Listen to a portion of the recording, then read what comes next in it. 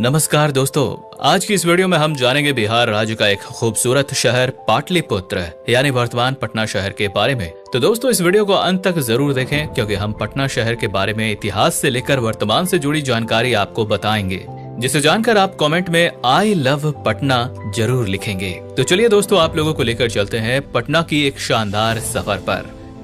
दोस्तों पटना गंगा नदी के दक्षिणी किनारे पर बसा हुआ बिहार राज्य की राजधानी और सबसे बड़ा शहर है।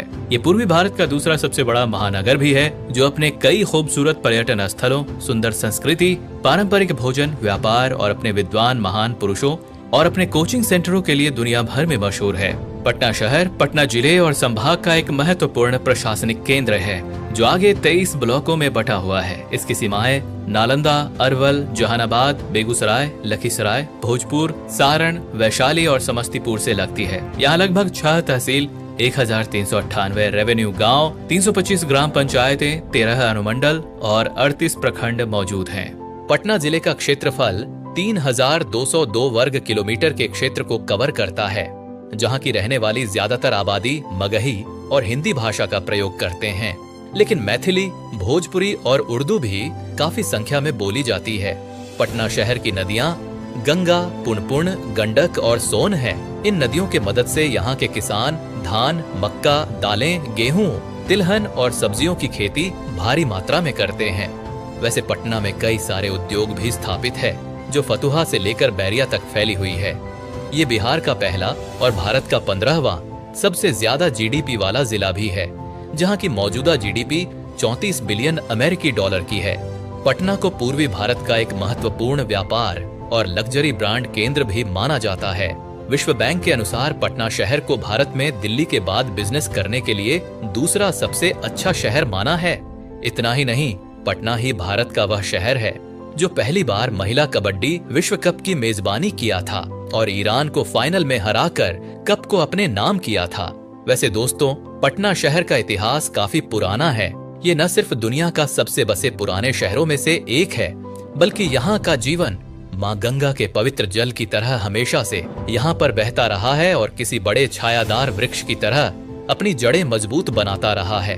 सदियों से ही पटना में जीवन यापन रहा है, इसीलिए तो पटना प्राचीन काल से ही अलग अलग नामों से जाना जाता रहा है। पटना को लोग मगध, पाटलिपुत्र, पाटलिपुरम, पुष्पपुर, बैठना, कुसुमपुर, अजीमाबाद और वर्तमान में पटना के नाम से बुलाया जाता है। लेकिन पटना नाम आते ही कुछ लोगों की जहन में गंदी सड़कें, बेकार राजनीति और सार्वजनिक वाहनों में ठसे हुए लोगों की छवि दिमाग में उभरने लगती है। मगर क्या आपको मालूम है दोस्तों, आर्यभट्ट हो या परिणी, चाणक्य हो या कालिदास, सभी लोग पटना से ही थे, जिन्हें भारतीय इतिहास में ज्ञान के क्षेत्र में धुरंधर माना जाता है। इतना ही नहीं, भारत के अलग अलग हिस्सों पर राज करने वाला सम्राट अशोक का जन्म भी इसी पाटलिपुत्र में हुआ था।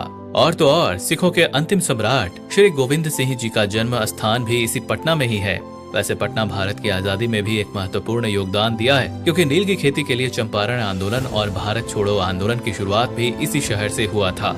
साथ ही यहाँ का ऐतिहासिक गांधी मैदान भारत की आजादी का एक महत्वपूर्ण पृष्ठभूमि है। मौजूदा समय में पटना महानगर 1167 वर्ग किलोमीटर के विशाल क्षेत्र को कवर करता है, जहाँ की मौजूदा अनुमानित जनसंख्या 33,41,000 के करीब है। धार्मिक दृष्टिकोण से पटना शहर में 86% हिंदू, 12% मुसलमान और बाकी 3% सिख, ईसाई, जैन और बौद्ध धर्म के अनुयायी हैं। लिंगानुपात और साक्षरता दर की बात करें तो शहर का लिंगानुपात प्रति 1000 पुरुषों पर 881 महिलाओं की है, जो काफी चिंता का विषय है। वहीं पटना का साक्षरता दर काफी अच्छा है, क्योंकि यहाँ 84% जनसंख्या पढ़े लिखे वर्ग में आते हैं। वैसे पटना शहर सदियों से ही शिक्षा का केंद्र रहा है और आज भी यह भारत के सबसे शिक्षित शहरों में से एक है। मौजूदा समय में देश के सर्वोच्च IAS परीक्षा को उत्तीर्ण करने वाले लोगों में भारी संख्या में सिर्फ पटना से ही होते हैं। इतना ही नहीं, पटना में ही एशिया के सबसे बड़े तारामंडलों में से एक इंदिरा गांधी तारामंडल स्थित है, जो बड़ी संख्या में दुनिया भर के पर्यटकों को अपनी ओर आकर्षित करता है। साथ ही यहाँ के बौद्ध मार्ग पर स्थित पटना संग्रहालय, जिसे कई लोग जादूघर के नाम से भी जानते हैं। बता दें कि यह संग्रहालय पटना का एक बहुत ही लोकप्रिय संग्रहालय है, जहाँ पर 50,000 से भी ज्यादा दुर्लभ कला वस्तुएं देखी जा सकती हैं। इसके अलावा पटना दुनिया का 21वां और भारत का 5वां सबसे तेजी से बढ़ता हुआ शहर भी है, जहां पर दुनिया का सबसे बड़ा फ्री वाईफाई नेटवर्क मौजूद है, जिसका रेंज 20 किलोमीटर से भी अधिक है।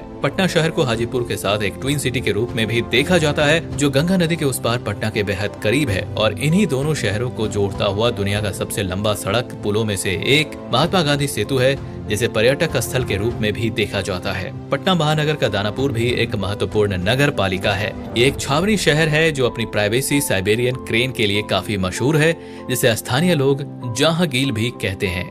पटना शहर शिक्षा, स्वास्थ्य सेवाएं और सांस्कृतिक गतिविधियों का भी केंद्र है। यहाँ की संस्कृति और खान पान का जायका यहाँ आने वाले हर पर्यटकों को अपनी ओर खींच लाती है। आपको यहाँ मगही संस्कृति के साथ साथ मैथिली, भोजपुरी और बंगाली संस्कृतियों का भी मिश्रण देखने को मिलता है। साथ ही ये शहर विभिन्न ऐतिहासिक और सांस्कृतिक धरोहरों से भी भरा हुआ है। अगर आपको भारत की असल छाप देखनी है तो पटना का शहर जरूर करना चाहिए, क्योंकि पटना धर्म और संस्कृति का एक मिला जुला स्वरूप है। यहाँ आकर गया, वैशाली, पावापुरी, राजगीर, केसरिया, नालंदा और बोध गया आदि तीर्थ स्थलों का दर्शन किया जा सकता है।